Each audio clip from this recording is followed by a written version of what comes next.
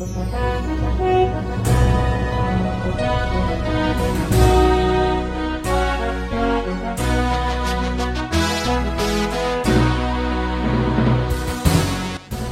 bagi saudara sekalian.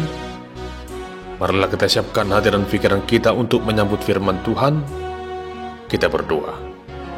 Damai sejahtera Allah yang melampaui segala akal, itulah yang memelihara hati dan pikiranmu di dalam Kristus Yesus Tuhan kita. Amin. Jemaat yang terkasih, firman Tuhan yang menjadi nas khotbah dalam ibadah Minggu tanggal 18 Agustus tahun 2024 tertulis dalam kitab Amsal pasal yang ke-9 ayat yang pertama hingga ayat yang ke-6. Beginilah firman Tuhan. Hikmat telah mendirikan rumahnya, menegakkan ketujuh tiangnya, memotong ternak sembelihannya, mencampur anggurnya, dan menyediakan hidangannya. Pelayan-pelayan perempuan telah disuruhnya berseru-seru di atas tempat-tempat yang tinggi di kota. Siapa yang tak berpengalaman, singgahlah kemari. Dan kepada yang tidak berakal budi katanya, marilah makanlah rotiku, dan minumlah anggur yang telah kucampur. Buanglah kebodohan, maka kamu akan hidup, dan ikutilah jalan pengertian. Demikian pembacaan firman Tuhan. Saudara yang terkasih, kita begitu sering diperhadapkan dengan apa yang namanya pilihan. Begitu kita bangun dari tempat tidur, kita sudah memikirkan akan berbagai pilihan yang akan kita lakukan. Misalnya, mau mengerjakan apa hari ini? Mau makan apa? Mau pergi kemana? Lalu kemudian hari kita juga memikirkan pilihan-pilihan yang lain. Mau sekolah di mana? Mau kuliah di mana? Kalau sudah kuliah, mau kerja di mana? Kalau sudah dapat pekerjaan, memilih pasangan hidup yang bagaimana? Dan masih banyak lagi pilihan-pilihan yang sering diperhadapkan kepada kita. Untuk itu kita harus berhikmat, meminta kekuatan dan petunjuk dari Tuhan, agar kita mampu memilih mana dan apa yang paling tepat. Jangan sampai kita salah pilih. Saudara terkasih, demikian hal yang kita renungkan lewat firman Tuhan saat ini, di mana lewat perikop di kitab Amsal ini disuguhkan kepada kita untuk memilih yang mana, hikmat atau kebodohan. Lembaga Alkitab Indonesia membuat judul perikop ini Undangan Hikmat dan Undangan Kebodohan. Jemaat yang terkasih, Amsal pasal 9 ayat 1-6 merupakan salah satu pengajaran bagi bangsa Israel. Penulis kitab Amsal, yaitu Raja Salomo, memahami perlunya pengajaran ini karena masyarakat saat itu mengalami tantangan yang mengarah pada degradasi nilai-nilai sebagai umat Allah. Ada harapan besar dengan menerima pengajaran ini, hidup mereka mengalami kenaikan kualitas nilai hidup sebagai umat Allah. Dalam ayat yang pertama hingga ayat yang kedua, di sana dikisahkan bagaimana pribadi seorang yang penuh dengan hikmat itu telah mendirikan rumahnya, menegakkan ketujuh tiangnya, dan memotong ternak sembelihannya, mencampur anggurnya, dan menyediakan hidangannya. Hal ini menggambarkan suatu perjamuan yang telah disiapkan oleh seorang tuan yang punya hikmat, yang punya segalanya, mempersiapkan segala sesuatunya, dan mengundang setiap tamu undangan untuk datang ke sana. Ia telah membuat suatu persiapan yang luar biasa, mulai dari menegakkan ketujuh tiang rumahnya, dan juga mempersiapkan makanan dan minuman yang layak untuk disuguhkan. Dikatakan dalam ayat yang pertama, bahwa sang pemilik pesta itu telah membangun rumah yang dibangun dengan konstruksi 7 tiang. Hal ini nampaknya ingin menjelaskan bahwa rumah merupakan tempat pendidikan yang paling mendasar bagi setiap orang yang tinggal di sana. Sedangkan angka 7 tersebut identik dengan angka baik, angka yang sempurna dalam kehidupan orang Israel saat itu. Sehingga secara sederhana, penulis kitab Amsal ini hendak mengatakan bahwa pengajaran pertama dimulai dari lingkungan keluarga di tengah-tengah rumah di mana mereka tinggal, ditambah dengan sarana-sarana yang baik sehingga menghasilkan manusia yang baik. Gambaran makanan dan minuman yang tersedia di sana merupakan sebuah pengajaran. Makanan-makanan tersebut adalah makanan yang terbaik. Artinya, pengajaran yang diberikan oleh tuan yang mempunyai rumah itu adalah pengajaran yang paling terbaik, pengajaran yang paling sempurna. Dan sang tuan yang mempunyai hikmat itu, yang merancangkan pesta yang megah itu, menyuruh para pelayannya perempuan untuk berseru-seru di atas tempat yang tinggi di kota. Mereka menyerukan bahwa siapa yang tak berpengalaman supaya singgah ke rumah tempat di mana pesta itu akan diadakan. Dan kepada yang tidak berakal budi juga dikatakan, marilah, makanlah rotiku dan minumlah anggur yang telah kucampur.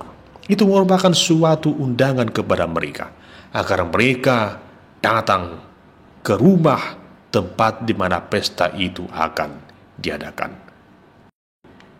Juga mereka berseru, buanglah kebodohan, maka kamu akan hidup, dan ikutilah jalan pengertian. Hal itu adalah undangan yang disampaikan oleh Tuhan yang mempunyai hikmat itu, agar setiap orang mempertimbangkannya dan datang ke sana. Saudara yang terkasih, apa yang hendak dikatakan oleh penulis kitab Amsal di sini adalah agar setiap orang membenci, bahkan membuang kebodohan. Sebab kebodohan adalah sesuatu hal yang sia-sia, yang harus dibuang karena tidak ada gunanya. Ibarat sampah, maka kebodohan itu harus dibuang.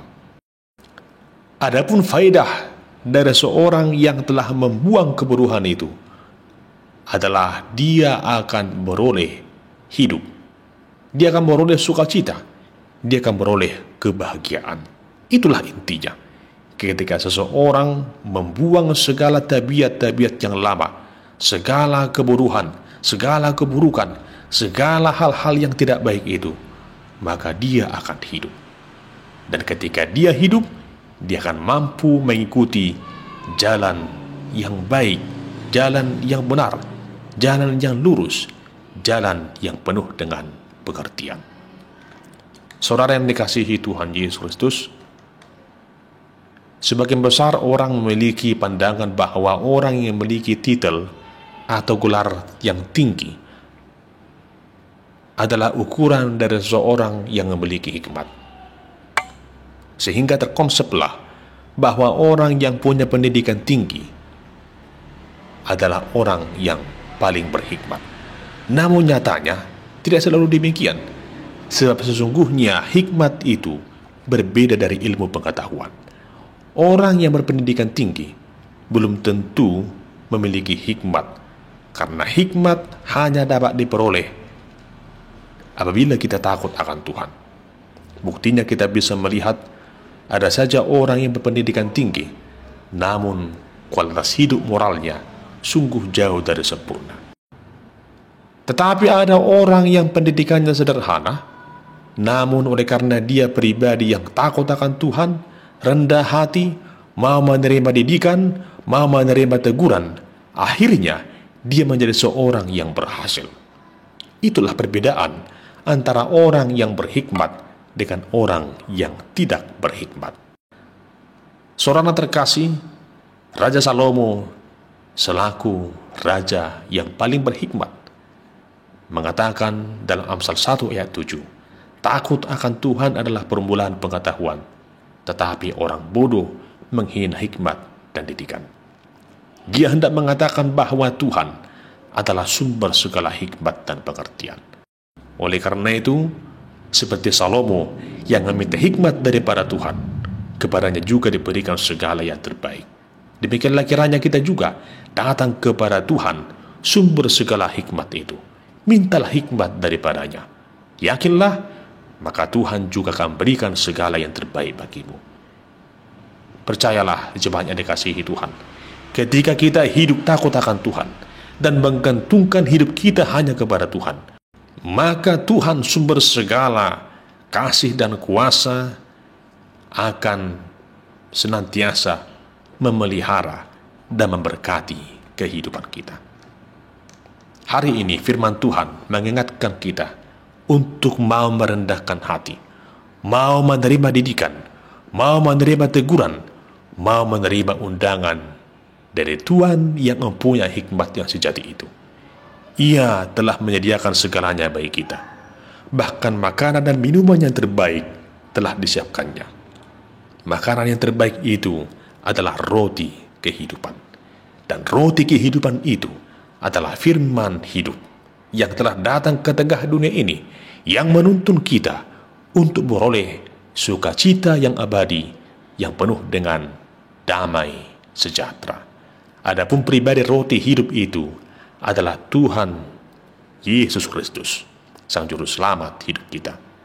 Di saat kita datang kepadanya, kita akan beroleh hikmat dan pengertian untuk menyadari betapa agung kasih dan kuasa Allah di dalam kehidupan kita, yang telah merancangkan keselamatan dan damai sejahtera bagi kita. Oleh karena itu, dengarkanlah suara Kristus yang berkata, "Akulah roti hidup yang telah turun dari surga. Jika seorang makan dari roti ini, ia akan hidup selama-lamanya." Untuk itu, sebagai orang percaya, jangan berhenti untuk belajar. Mintalah hikmat dari Tuhan dengan mencari dahulu kerajaan Allah dan kebenarannya, maka semuanya itu akan ditambahkan kepadamu. Marilah menjadi pembelajar yang sejati, yang selalu mau diiring, dibimbing, dituntun oleh firman Allah. Marilah untuk terus belajar, untuk tidak hanya menjadi pendengar, namun juga menjadi pelaku firman Tuhan. Takutlah akan Tuhan, karena itu adalah sumber kehidupan bagimu. Oleh karena itu, saudara yang terkasih, buanglah segala kebodohan, yaitu segala tabiat jahat, hal-hal yang tidak baik, segala dosa yang menggerogoti kehidupan kita selama ini. Namun dengan sukacita, terimalah sang roti kehidupan itu, yaitu Tuhan Yesus Kristus, yang berikan anugerah keselamatan dan hidup yang kekal bagi kita semuanya. Firman Tuhan berkata dalam 1 Korintus 1 ayat 30, "Tetapi oleh Dia kamu berada dalam Kristus Yesus, yang oleh Allah telah menjadi hikmat bagi kita. Ia membenarkan dan menguduskan dan menebus kita." Kiranya Tuhan menguatkan kita menjadi pendengar dan pelaku firman Tuhan, menjadi orang-orang yang berhikmat, yang meninggalkan segala kebodohan dan mengikuti jalan pengertian. Amin. Kita berdoa.